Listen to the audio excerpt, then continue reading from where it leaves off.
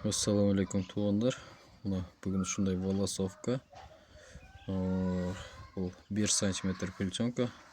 Қалғаны филировый карбон қылып, мындай монтаж жасағанда бір серия көрсетіп қояйын. Аны үшін бізге филировый карбон, иголкасы, пельчонка керек болады. Еми пельчонканы дайылып тұрып қойсыз, қағып бір байлап аламыз. Фокус болбай қалды деп қой. Антип тұрып байладық.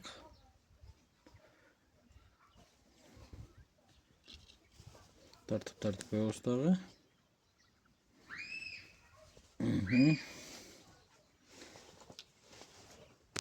Лишнен şu yerden kırkıp taşlayız. Öte tüyünün емес, bir 2 mm kalsa oladı. Okey. Pельчонка. И бияғын bir екі қарыштай алып тұрып қырық оламыз. Бұға еми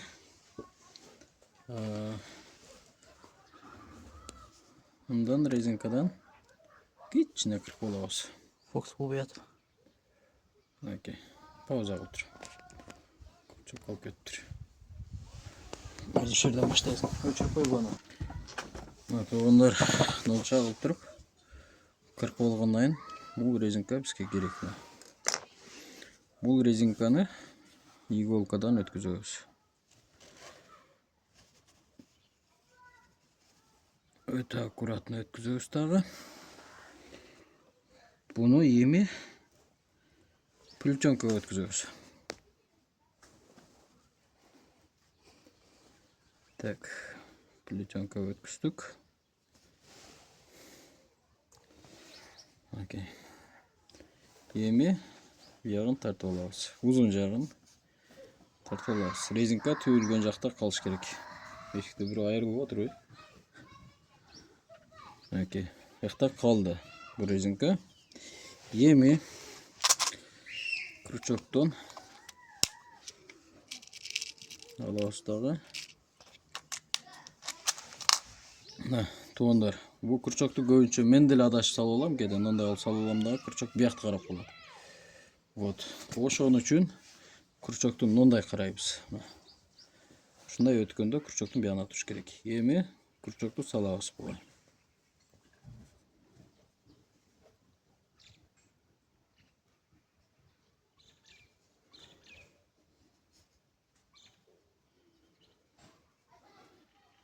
Пельчонканы тешип кетпеш керек, өтө аккуратно салып туруп.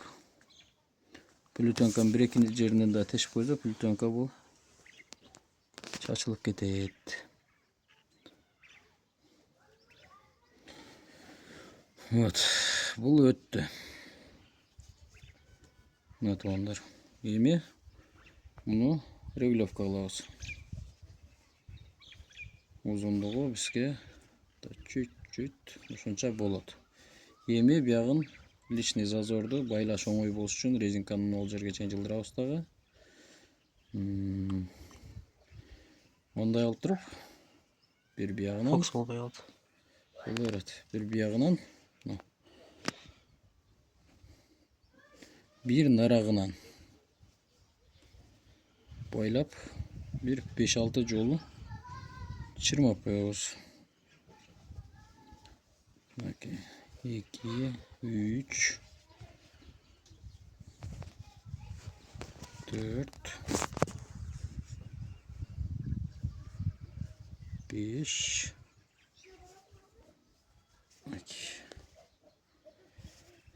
Алты жол чырмадык дагы. Муну алып келип туруп жерден өткүзөбүз.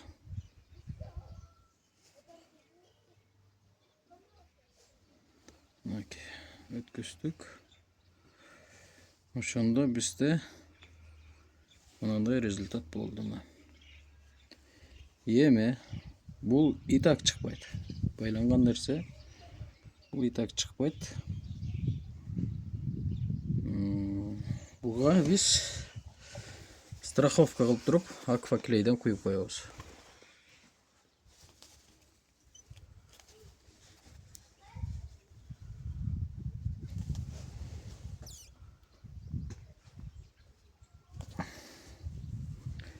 Maki akfakleyden. Yolstağı öte göpmeski için ele.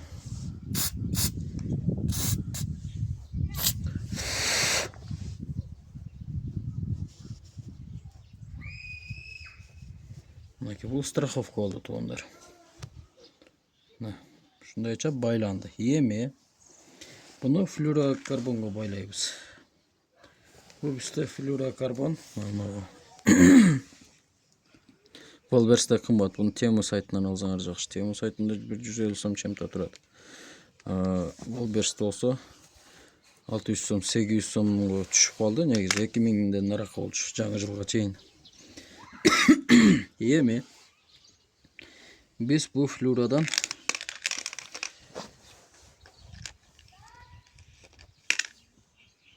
manda alıp durup büktü olamız bir. Bunu nege büktüdük? Hazır düşündürüp berem. Жанагы эле резинкадан дагы ошончо кичине кыркабыз. Бул резинкаларды отдельно сатат. Буну да отдельный монтаж кылып койсо болот. Фокус болду. Буну так кичине кыркабыз дагы. Буну да иголкадан өткүзөбүз.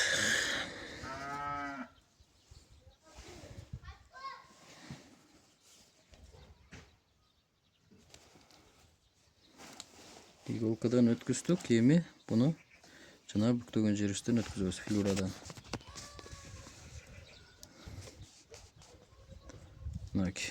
Бул флюрадан өттү. Как өзү топлаган.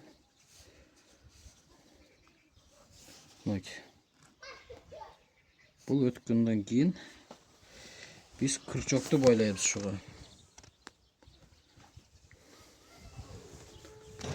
1 сантиметр нары бери калса болот крючок. Так.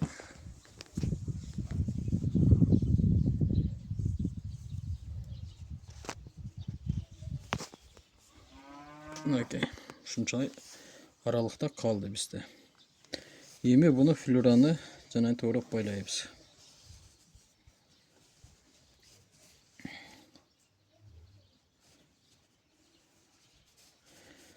Колуңарга сайылып өртүп атат крючок. Балык жолгону ушундай болот окшойт. Окшойт эмес, ошондой эле болот.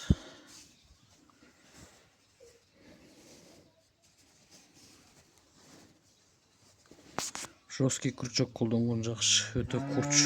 Анан бир колдонгон крючокту экинчи колдонбой эле койгон жакшы. Көбүнчө ташка мокоп болот.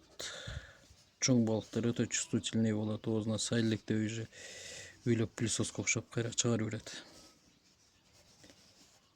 Эми ушул жерден пауза кылып туруп мен байлап түгүнчө.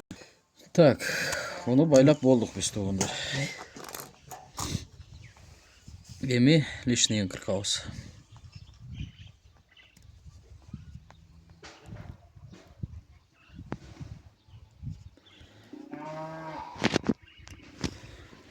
Лишнийин кырттык, уну да клейлеп коебуз. На всякий случай, страховка.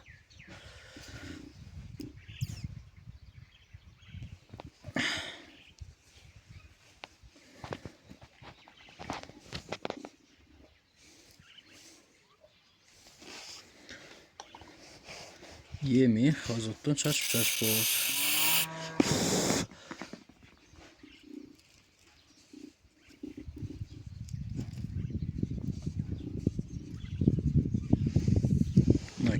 Эми бул бизде даяр болду мына туугандар. Бул плетенка неге мындай 1 сантиметр дей турган болсоңор, азыр түшүндүрүп берем анда. Эми биягын узундураак эле кыркабыз дагы. Өтө узун болуп кетти. Сырап кылыштын деле кереги жок. Негизи. Колум ишип калган үчүн кичине чувствительность болбой атыр. 1 2 3 жол алабыз дагы. Окей. Индирайын телефонду гана. 3 жол алабыз да, анда алып туруп тартып коебуз. Бияка наракка чоткий кылып туруп тартабыз дагы. Болду. Эми буга убакыт өткүзүштүн кереги жок. Мен даяр снайс азыркы түшүндүрөм деген түшүндүрүп кетейин. Эми биз буга мына коргошуун, нарак бирактары өтө элементарный эле нерсе. Аны көрдүңөр, аны спокойно эле любойлор бак кыла алат. Инеден өткүзөбүз. Мына бияктан өткүзөбүз. Мындайдан өтө тонкийин колдонгон аракет болуп тургандар. Максимальный тонкийнин кичинекейинен жөн эле жемдик кармаса болду. Ашыкчасы уже балык түрктөт.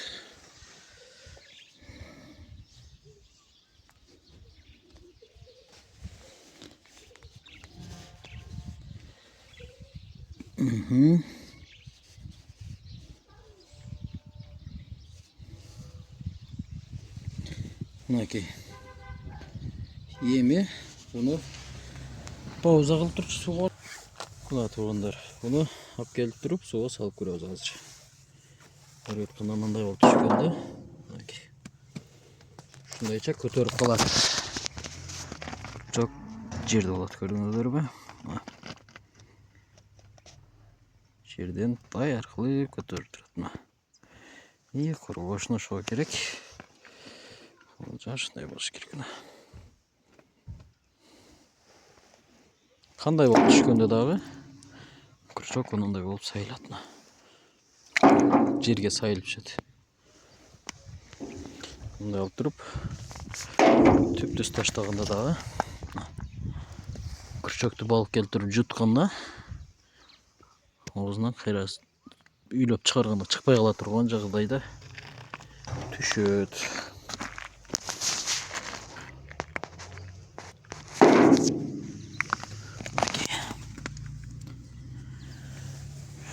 Дагы вопростор болсо, башка кызыккан нерсеңер болсо жазып коюңар тургандар.